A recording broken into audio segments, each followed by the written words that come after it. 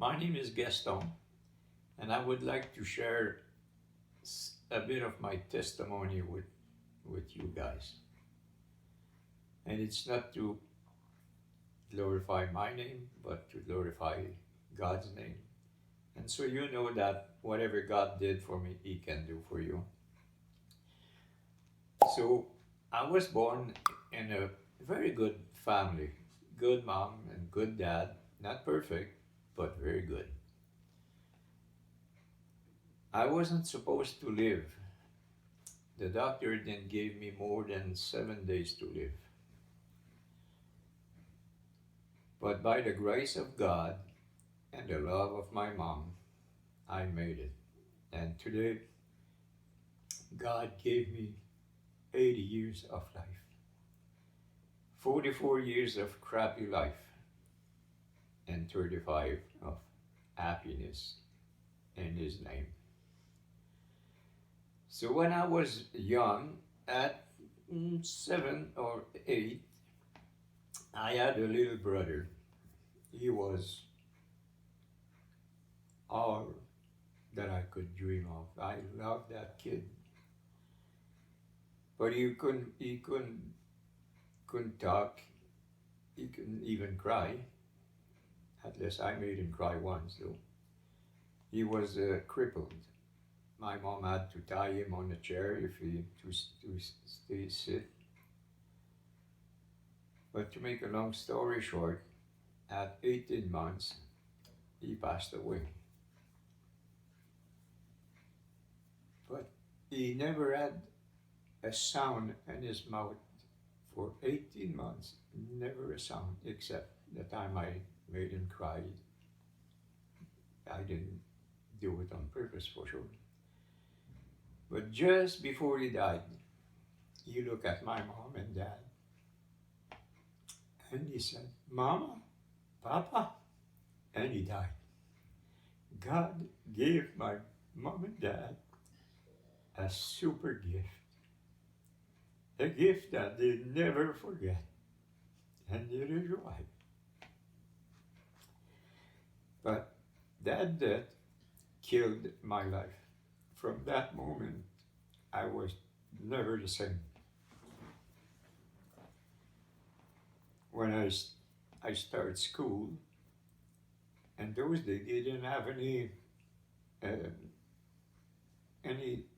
kind of help for the kids like me. You were looked at as a dumb head, and you just sit you in the back, shut up and be nice. So I didn't learn much at school. I went to school a long time, but I didn't change grade much often. And I had no desire in my life, no desire whatsoever. Okay, I was young, but I didn't have the hope of nothing. I was a living dead. Then at 13 years of age, one of my friends, he stole the beer from his father's case of beer, and we shared it. And from that moment,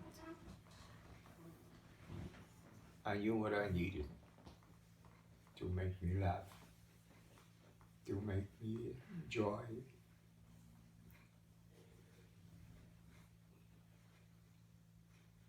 And at one point, I don't remember exactly how old I was. That was before I tasted that beer. We ought to watch what our children, grandchildren, what they see, what they hear, and what is going on around them. Because children is an open door for evil to get in. I got caught. I just saw a little thing that I shouldn't have seen. And I got caught in a life of lust for the rest of my life until I give my life to Jesus. Lust was my life.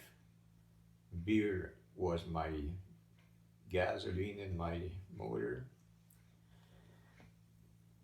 So with all that, it's sure that my life wasn't too happy. At 21, I met a woman. She had 6 children. I wasn't ready for one. And believe me, that was a ride. That was a heck of a ride.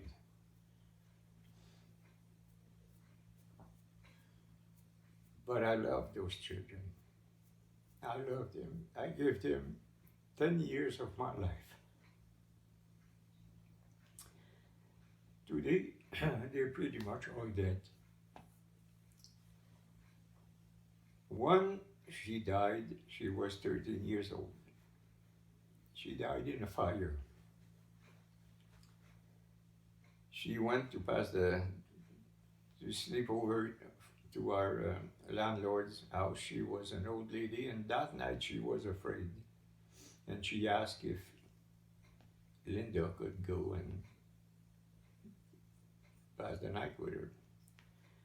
And I told her, if something happened, give me a call. And at 5 to 4 in the morning, on February the 12th, the phone rang, and she said, Dad, the house is in fire. So when we got there, of course, we called the firemen, and everything was too late. They were gone. But I got to say this before, I always wanted to, I had in my mind to kill somebody just to know the feeling. Okay? I don't wish that to nobody. Hope to give life, not to take it away.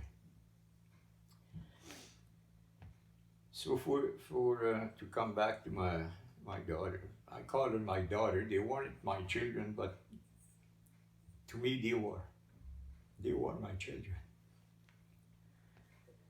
So when she passed away, I started drinking even more, and my marriage with that woman wasn't really out of love. It was more carnal. So in 70, we went through all kind of stuff. I won't go through all that because, when two people drink, you can imagine what goes on. In 79, I had enough. I couldn't take it anymore, so I left. And I went to work. My first trade was bricklayer, and then carpenter, and every trade. I'm a visual guy. I see something, I figure the way to fix it, and I do. That's a gift God gave me. So I went to work for a general contractor in a small town in Quebec, and as a bricklayer. And that guy he had his construction company. He had a bar, motel, and a restaurant. And I was living in one of his motel, and after work, we'd go at this bar and have some beer. And one day we were having a beer, and his chef took off. So that guy, he didn't even know what he was saying, but he told me, tomorrow you're going to take his place in the kitchen. I said, you crazy? I never cook an egg in my life. Well, I cook, but I mean, not for a restaurant. So yeah, no, you go. So he bugged me a while with that, and I said, at the moment, I said, okay, let me finish my beer and I'll tell you after. And so when you jag a little bit, you're more gutsy. And I said, yeah, I will go. So the next morning, I forgot that. I dressed for construction. He said, no, you're going in the kitchen. So I changed. I went into the kitchen. I knew so much about the working in the kitchen. I had to ask the waitress, how to set the grill for the bacon and eggs. And as soon as I got behind that grill, it seems like I've done that all of my life. I did the breakfast, I did the lunch, the special, and at night it changed to steak and seafood. I never had seafood. I could have a couple of beer with the price of a shrimp. And it went just like I said, like I would have done that all my life. I worked there over a year, and I've been drunk a year completely without getting sober, but I was just like I am right now. If I would pass an hour without having a drink, then I would start to crumble. But anyway, it was natural. I didn't have a second thought about it. I was there, I was doing it, and it was that. But that guy, without knowing, he prophesies from God. But while the year I've been drunk, I went to bed one night and I fell asleep with a cigarette. And the next morning when I woke up, the mattress was burned. I dropped my cigarette and it burned the mattress. I didn't have a single red spot on my skin. There was ashes on that mattress everywhere. And it shot, the fire shut off. It went dead by itself. And the fireman told Lise, my wife, that that's not possible. A mattress that goes on fire, it doesn't stop because there's too much air that's flowing through it. Because in those days there was spring in those mattresses, so there was a lot of space for air. God protected me there. Mm-hmm. How many times should I have been dead in my life? I don't know. I can't count them anymore. I had guns in my face. I fell over two-story. I didn't broke a thing. God protected me all of my life. So when I left that place where I was working, I couldn't do it anymore. I was like crappy, drunk, and I couldn't take it anymore.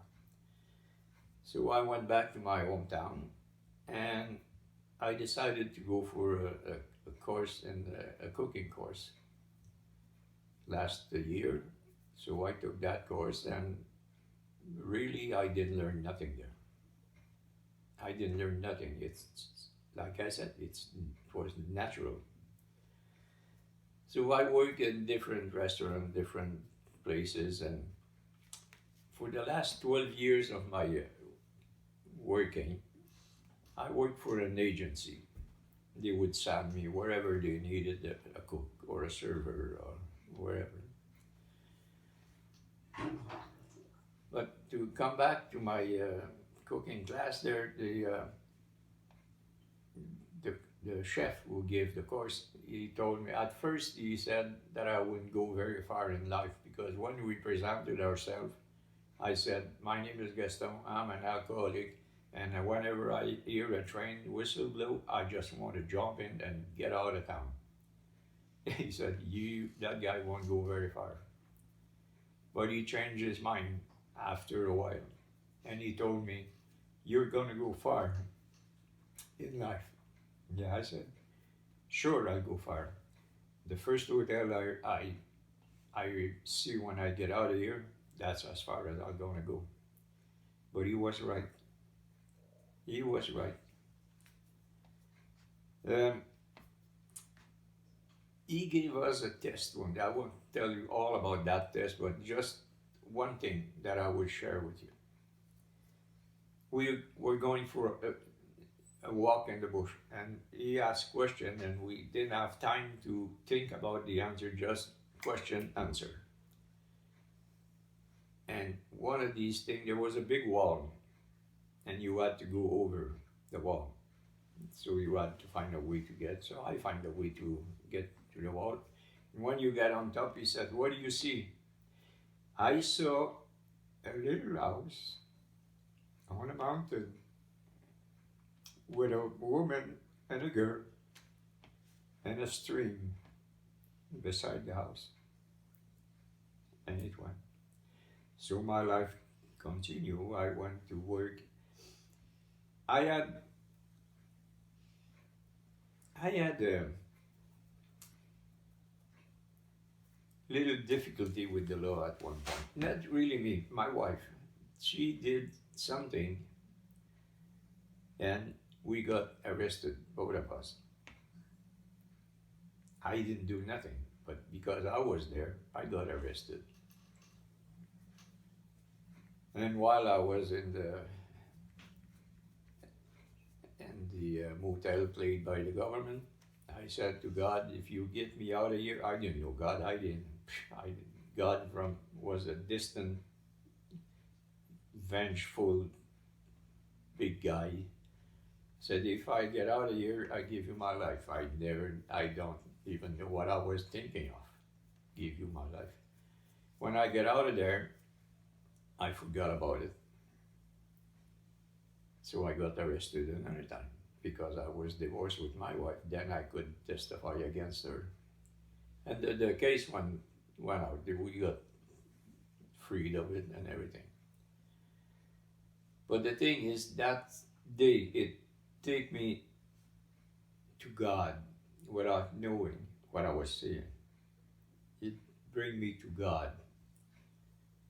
And when I get out of there, I left my wife and I start a new life. I start reading the New Testament, and I didn't understand that thing. When Jesus was talking about sheep, I was thinking that he was talking about literally the sheep in the field. But later on, I realized that I was the sheep. I was the lost sheep. So, getting back to my cooking experience, I started working in pretty much every embassy in Ottawa. I worked for, I went to work at the Prime Minister's House, Governor General, Bank of Canada, Judge of the Supreme Court, everywhere. That's all God's glory, not me. RCMP and other places that I had to have my security clearance, and I had been arrested. They had seized a ton of guns in my house, so I wasn't sure about that. But anyway, I passed the security clearance. And one of the places where I went to work, you don't get that clearance in a couple of days. It takes months. So I gave my formula, let's say like today. 3 days later, they called me to go to work. And the manager there said, "You must have a God." By that time, we were Christian. I'll have to go back a little bit. But we were Christian at that time. And she said, "You must have a God for you." I said, "Yes, and his name is Jesus." Because she said, "They made a special law for you at the House of Commons. Mm-hmm. They did it for you and they will never do it again."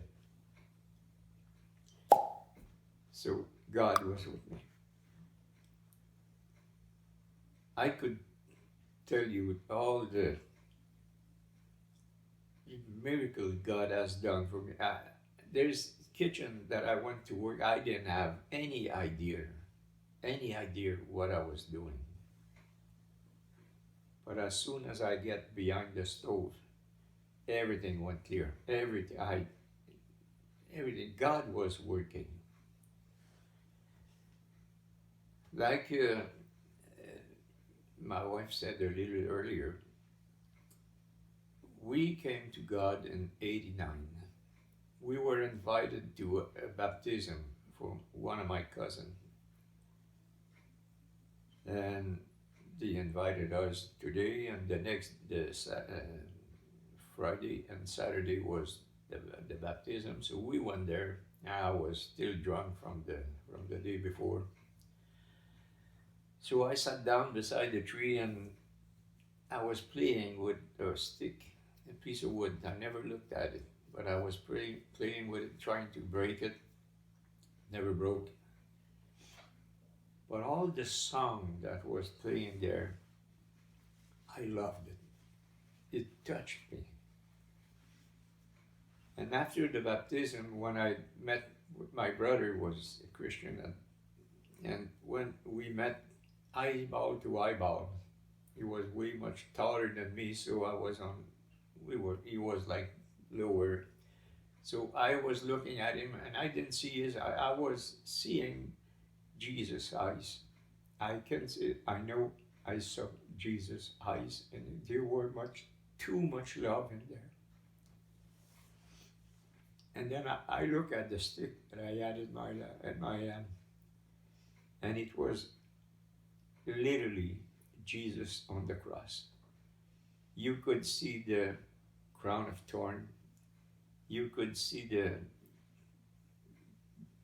the back of Jesus, the belly button, everything was there. It was Jesus on the cross, and it's changed my life right there. Nothing more mattered than to follow Jesus. But I had a problem. I was drinking like a pig.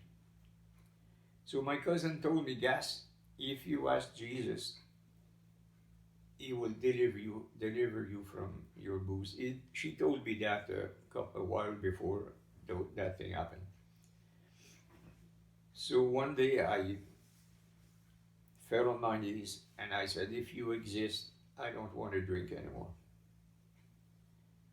If you exist, you know me. I'm a drunk, I'm a liar, a thief, manipulator, and even way much more than that. Take it all away, and I will give you my life, and I will do whatever you want me to do. And one day I woke up, never felt for drinking, completely gone. I said, okay, now I know you exist. Whatever you ask, I will do. And for 35 years now, we've been following Christ. And am I been perfect, all that? And no way, I'm not perfect. I stumble. I miss the mark more often than I would like of. But Jesus says, come to the well of living water. So anybody who listens to this, come to the well. No matter what your life is, no matter what you have done or said, you jump in that well and you will never hit the bottom, the rock bottom of that well. God will change you in a twinkling of an eye if you let him do it. Today, we share the word with a bunch of wonderful people. Jesus says, go into the world and preach the good news. So we are very humble, just ordinary people. But God took ordinary people, 12 ordinary people, and he changed the world. We can change our neighborhood. We can change our family. We can change whoever God put in front of us. So, for the Christian, don't be shy to share the word. Don't be shy. You don't have to be a pro. I'm not a pro for sure. But it's in my heart. God gave me a heart for the lost. So, Jesus says, go into the world and preach the good news. He didn't say, if you feel like it, if you have the time, no, go. Go with the strength that you have. Some will talk to many people. Some will talk to one. And one is just as wonderful as many people. If you get if you lead one people to Christ in your life, it's good, because you don't know how many people that person's going to bring to Christ. Now I'm a bit away from my testimony, but I think this is sufficient for now. I could tell you how God multiplied the food once. One day I was making a special event, and we were supposed to be 100 people, so I made for 110, and people kept coming and kept coming.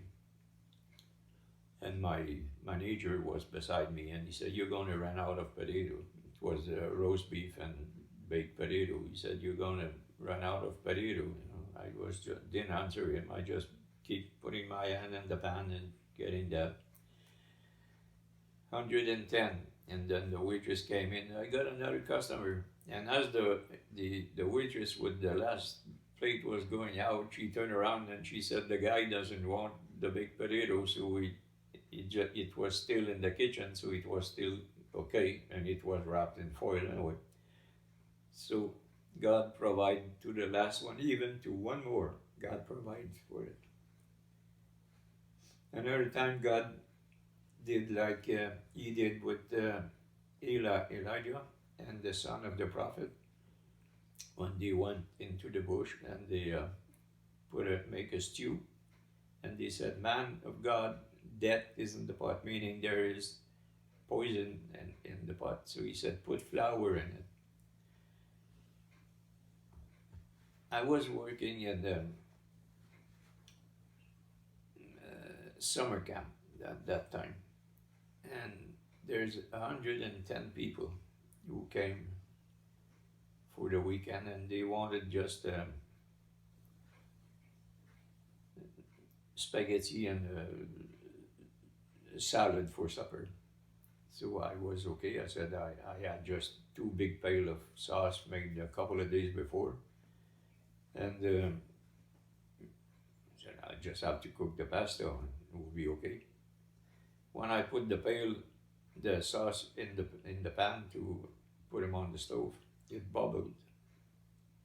I tasted it turned sour. Just 2 or 3 days before that I made it. It's not normal.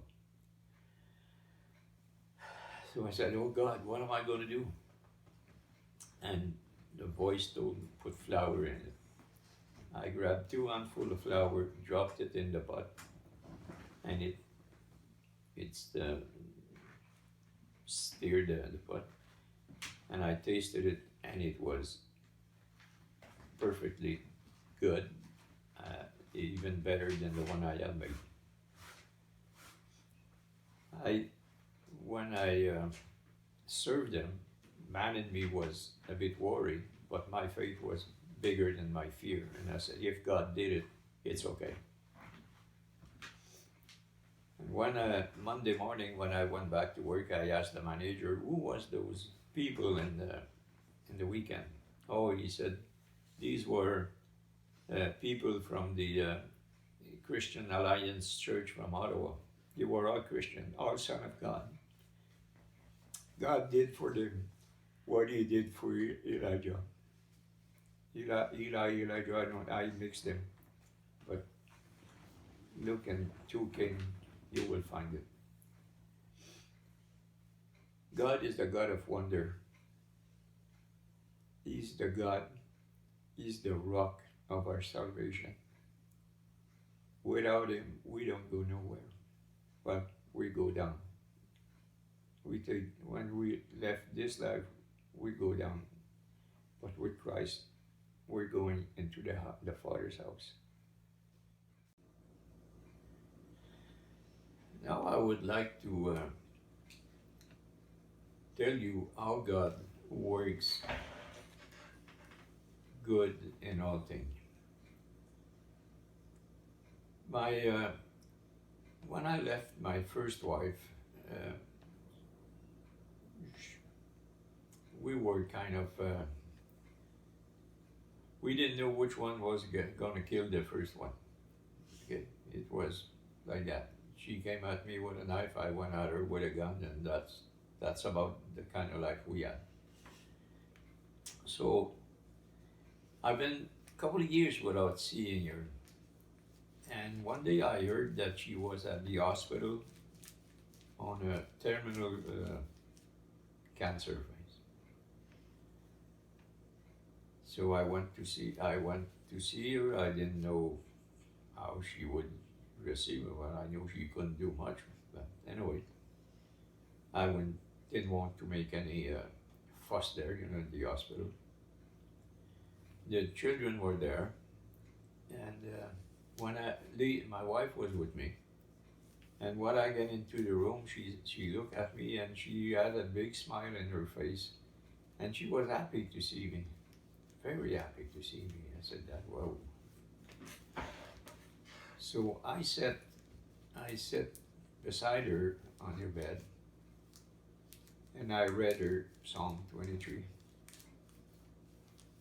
And the children, their mouth was touching the floor because their father reading the Bible, that crappy old guy who used to beat us like crazy, he's reading the Bible. So I talked with her and with the kids, and we left. A couple of days I went back, and the kids were there too again.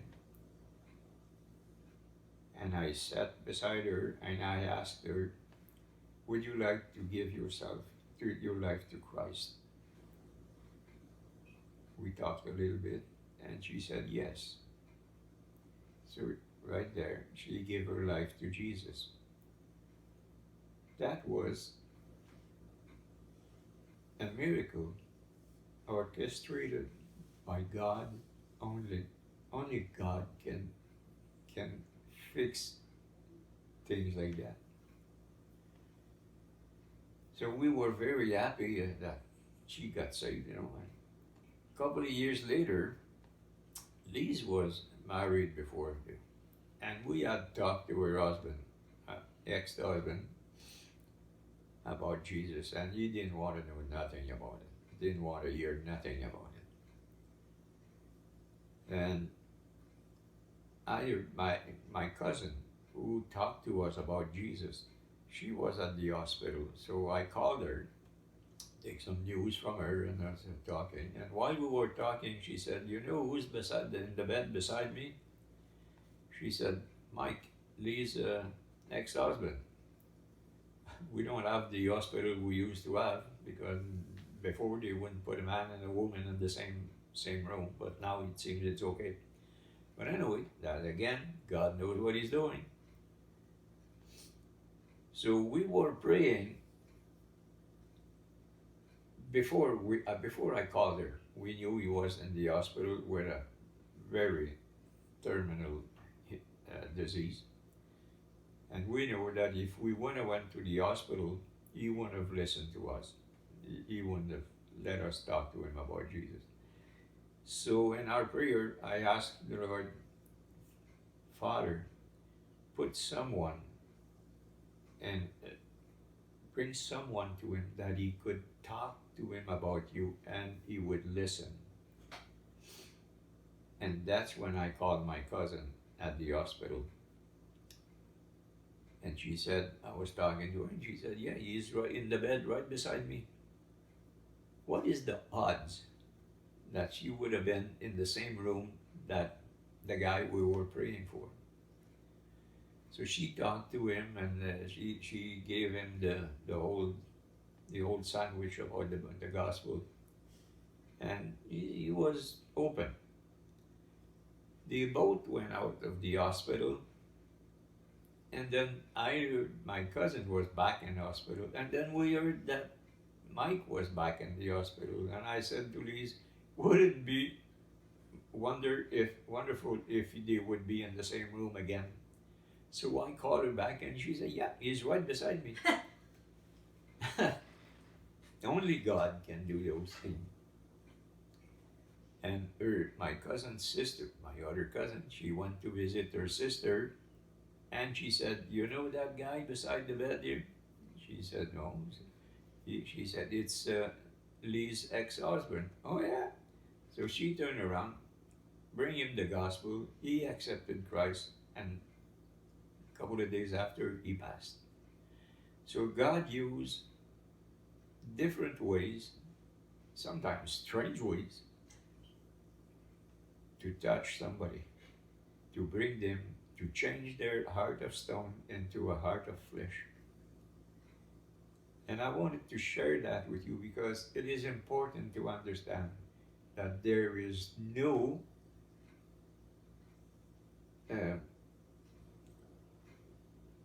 hope that is impossible. In God, everything is possible. As long as there is breath in someone's life, there is hope. So don't forget that. Somebody maybe doesn't want to hear it from you, but ask God to put somebody on their path so they will listen to somebody else. Sometimes family, people, it doesn't work, but with a stranger, yeah, they will listen. So I will leave you with that. Christian, have faith, no fear, and be bold in preaching the good word. If the unbelievers hear this testimony, know that this is not my testimony. My testimony before I met Christ is a crappy testimony. But after He changed my life, everything in me changed. And what He did for me, He can do for you. And I pray God that He touched you. Thank you for listening to this testimony. Thank you, and have a blessed life.